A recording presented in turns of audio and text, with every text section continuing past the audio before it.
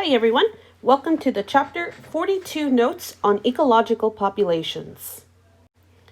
We're going to cover just the first part of this chapter where we look at populations are patchy in space and dynamic over time, how birth rate increases and death rate decreases affect population sizes, and how life histories determine population growth rates. A population is a group of individuals of the same species.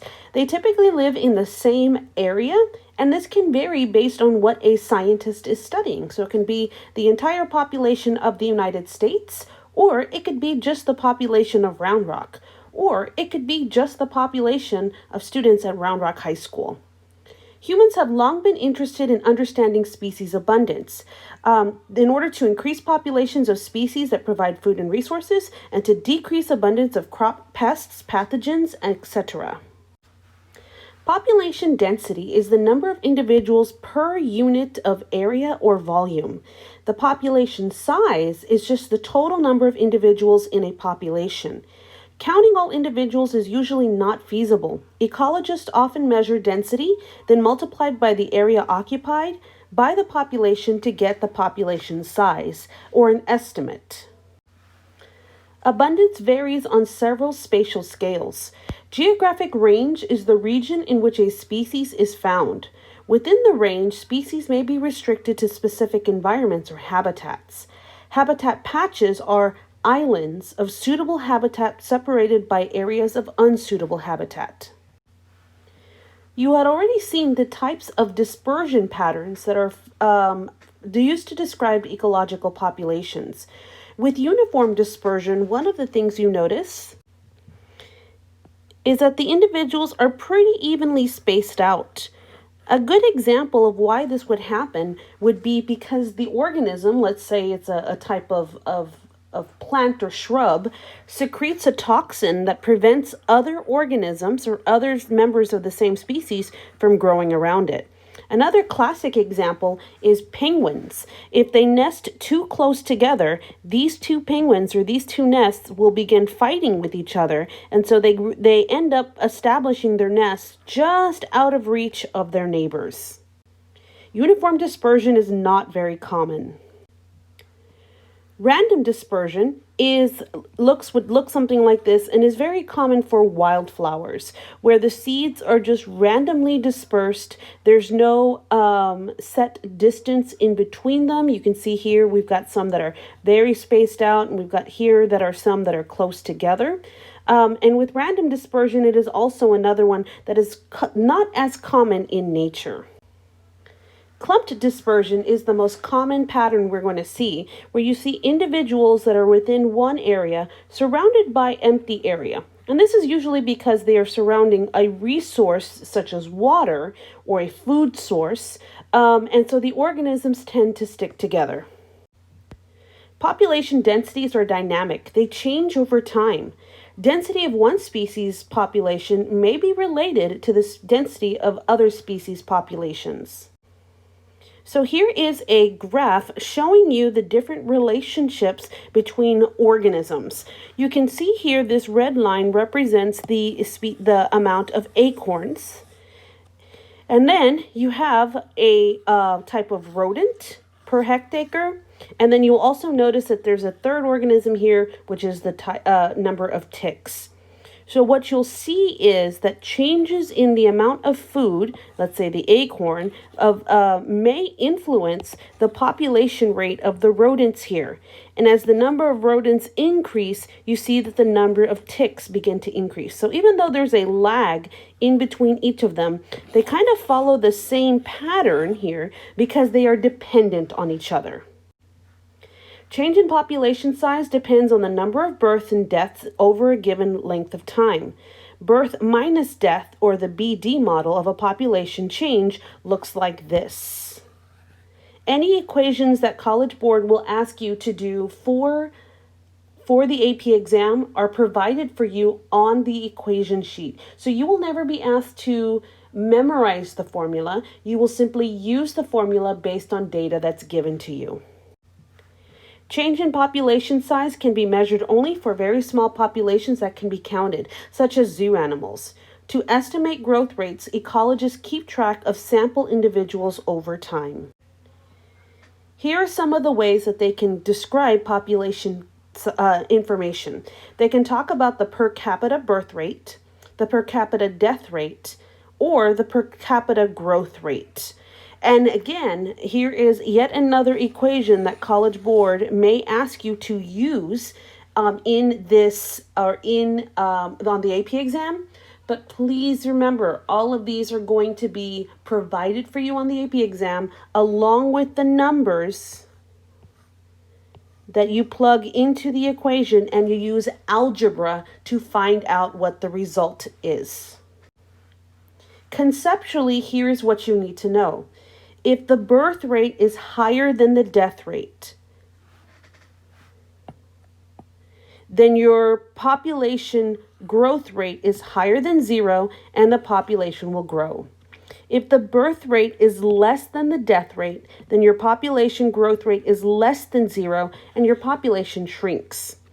If they are equal, the birth and the death rate is equal, then your growth rate is 0 and the population size does not change.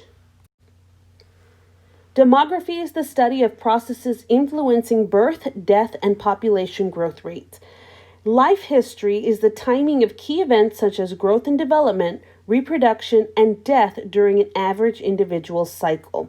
So, for example, there is the life cycle of the black-legged tick. So, the age at which the tick begins to reproduce, the juvenile state, the adulthood state, which also includes the span of reproductive time, resulting and ending in the organism's death.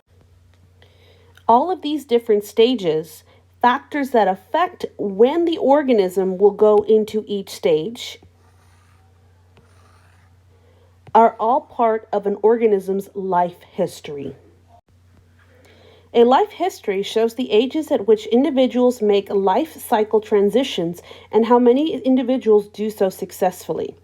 We talk about survivorship, the fraction of individuals that survives from birth to different life stages or ages, and fecundity, the average number of offspring each individual produces at different life stages or ages.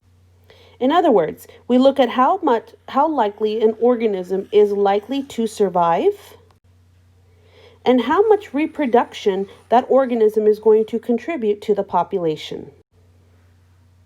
Survivorship curves are typically categorized into 3 different types. The first type is type 1 and includes humans. With type 1 survivorship, let's say that you are monitoring X number of babies born at the start of the year. The expectation due to the care and nurturing that humans give to their offspring is that a majority of them will survive well into adulthood. But then after many years, let's say average life expectancy is 86, as the individuals begin to get older, then many of them begin to die off rapidly. However, during the first 80 years of life, it is expected that many of the organisms will survive. Type 2 survivorship, including songbirds, is a very consistent rate of death or loss of survivorship in the organisms. So again, if you were starting with, let's say, 100 eggs at the start of your study, the number of organisms that survive steadily declines in a very linear fashion. The last is type 3, which includes frogs and some types of fish. What happens in these organisms is they will lay, let's say, 10,000 eggs in any one reproductive cycle, and many of those eggs are not going to survive. They are either eaten by other organisms, or the environment is just not suitable, or there's not enough resources. So many of them die within that first few months of life, and then the ones that do survive do so, and their rate of death tapers off. So frogs and fish and turtles are good examples of type 3, where there are many, many babies produced However, many of them die quickly in the first few months of life. And that is extreme contrast to type 1, where maybe 1 or 2 babies are produced, possibly even 3, and many of those babies will survive into adulthood and then the survivorship drops drastically as they near the end of their expected lifespan. Life histories vary among species. How many and what type of developmental stages, age of first reproduction, frequency of reproduction, and how many offspring they produce and how long they live all affect those life histories. Life histories can even vary within a species. For example, different human populations have different life expectancies and age of sexual maturity. A good example of this is in Japan, where the life expectancy is now up to 92, but in the United States, the life expectancy is still only around 86. Individual organisms require resources, both materials and energy, and physical conditions that they can tolerate. The rate at which organisms can acquire a resource increases with the availability of that resource. For example, the photosynthetic rate increases with sunlight intensity, and an animal's rate of food intake increases with the density of the food. In general, as average individuals in a population acquire more resources, the average fecundity, survivorship, and per capita growth rate increases. To put it simply, the more resources that are available for organisms, the faster their population will grow. When looking at these life histories, there are some trade-offs. Negative relationships among growth, reproduction, and survival. For example, a species that invests heavily in growth early in life cannot simultaneously invest heavily into defense. The environment is also a factor. If high mortality rates are likely, it makes sense to invest in early reproduction. So when we look at these different types of organisms, we look and use these graphs to be able to distinguish or compare them.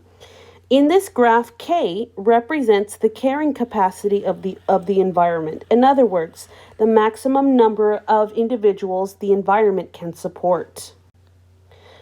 The two types of life history strategies are referred to as R-selected and K-selected. Let's look and understand a little bit more about these two types of life history strategies. Please note that R decreases as the population becomes more crowded. Remember that your R is referring, in this particular case, is referring to the growth rate. So your growth rate decreases as the population becomes more crowded. R is density dependent. And it makes sense. The larger your population is, the less resources there are going to be for any one individual, and your population will begin to decrease. As population grows and becomes more crowded, birth rates tend to decrease and the death rates tend to increase. When R is equal to 0, the population size stops changing, and that's when it reaches equilibrium, or what is called your carrying capacity, or K.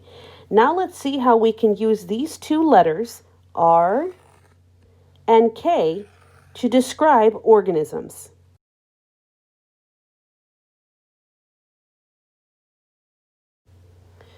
R-selected organisms, and I tend to tell students to think of R-selected as roaches, grow best with unstable environments. They are relatively small, and the energy used to make new individuals is low. Many offspring are produced during any reproductive cycle, and they will reach sexual maturity very early.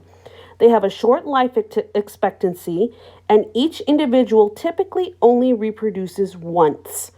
They are density independent. Follow that type 3 survivorship curve. K-selected organisms, if you think K kangaroo, work best in stable environments. They are typically larger than your R-selected organisms, and the energy to use to make individuals is high. For example, the gestation period, in other words, the pregnancy of elephants, is 2 years. Less offspring are produced, and they mature very late in life.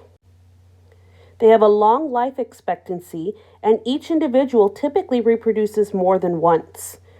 They are density dependent, and they follow a type 1 or type 2 survivorship curve. That's it for your notes on population ecology. I hope this video was helpful. Thanks for watching.